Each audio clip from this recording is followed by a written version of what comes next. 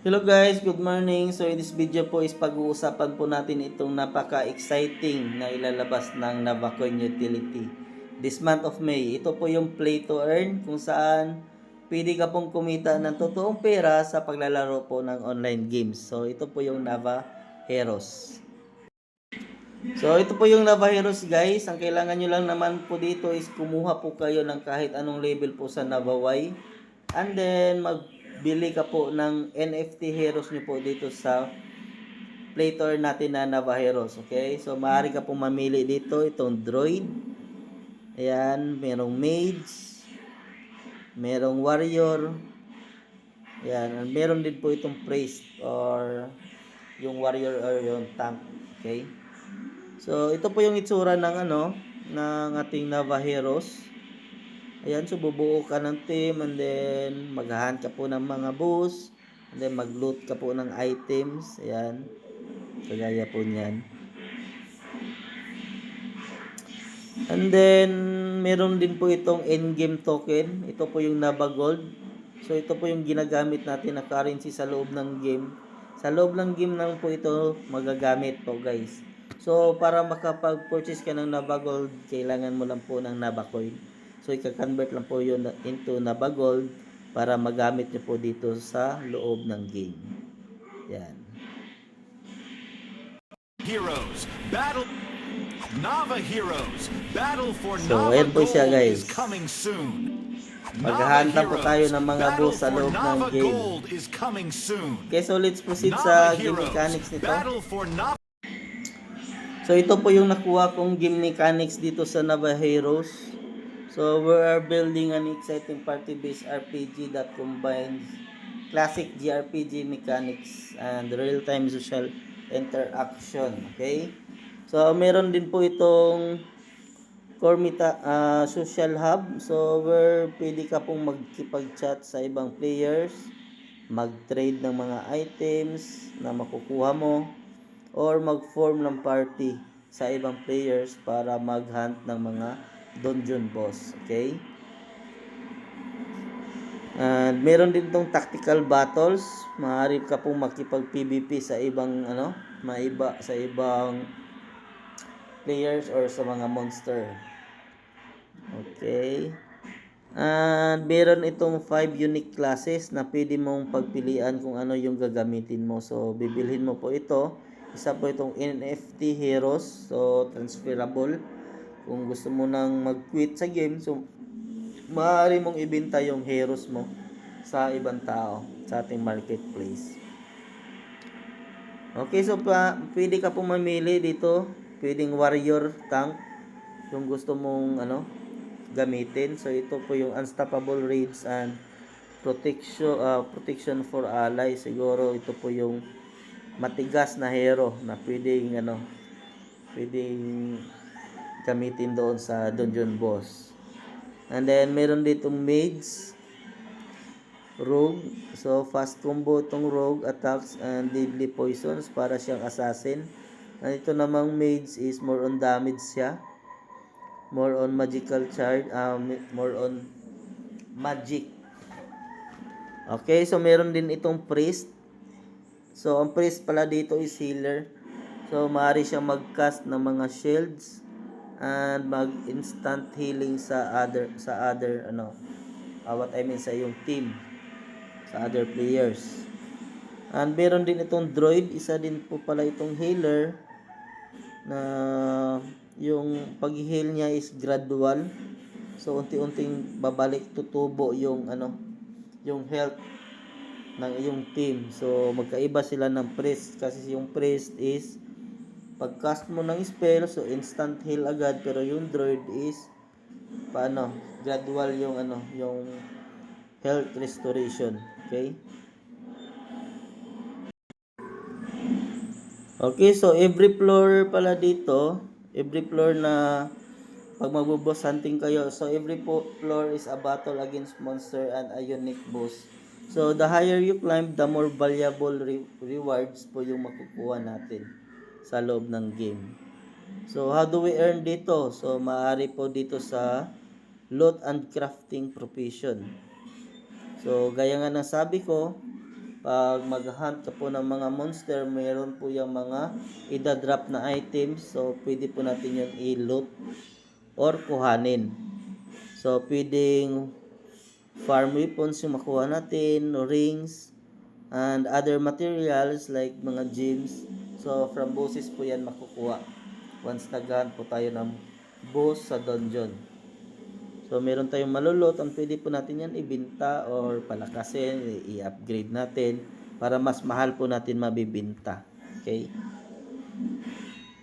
And then, meron tayong master of profession also. Pwede kang mag-alchemy or mag-blacksmith or mag-jewelry crafting dito sa loob ng game. So, ikaw po yung mamimili.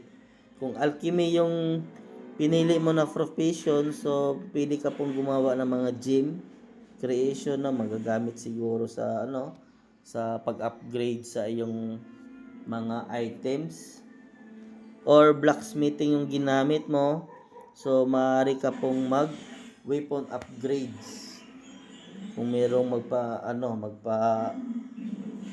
magpagawa sa iyo. So maaari mo silang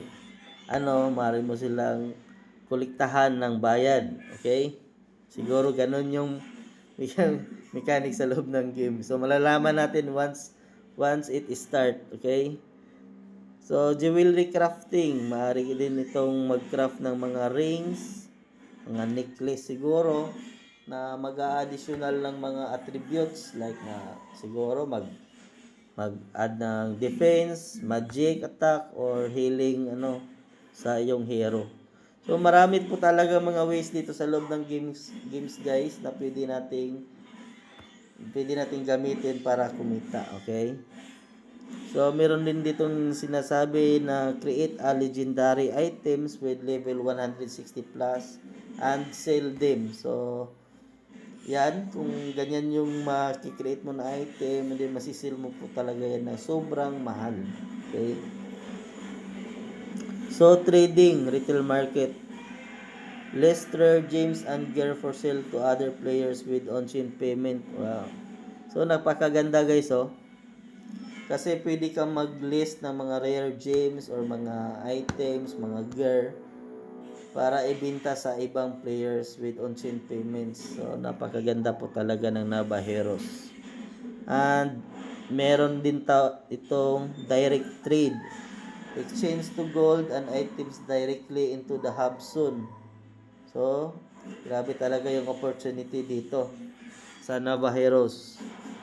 At meron din itong kitaan guys. Meron siyang parang palaro siguro sa loob na tinatawag na weekly clan race. So, ang gagawin nyo lang dito pala is mag-join ng clan and mag-clear ng floors together with your clanmates. So, the top 5 clans of the week share the Nabacoin pool funded by Marketplace Purchase. So, mga leader dito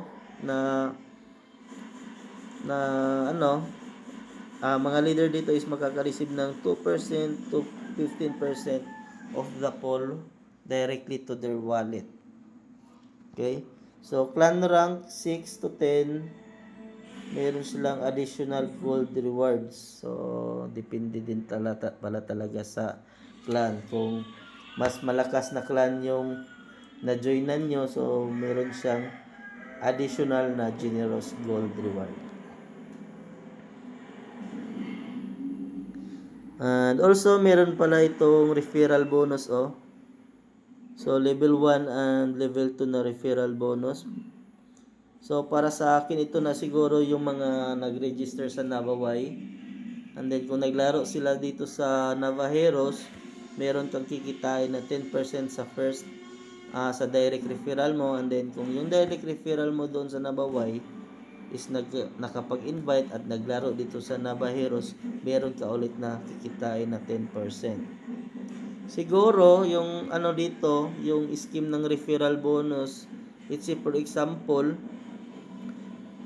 nag-convert sila ng Nava Gold, yung Nava Coin nila is kinonvert nila sa Nava Gold. So, dyan po siguro papasok itong 10% na referral bonus. Okay?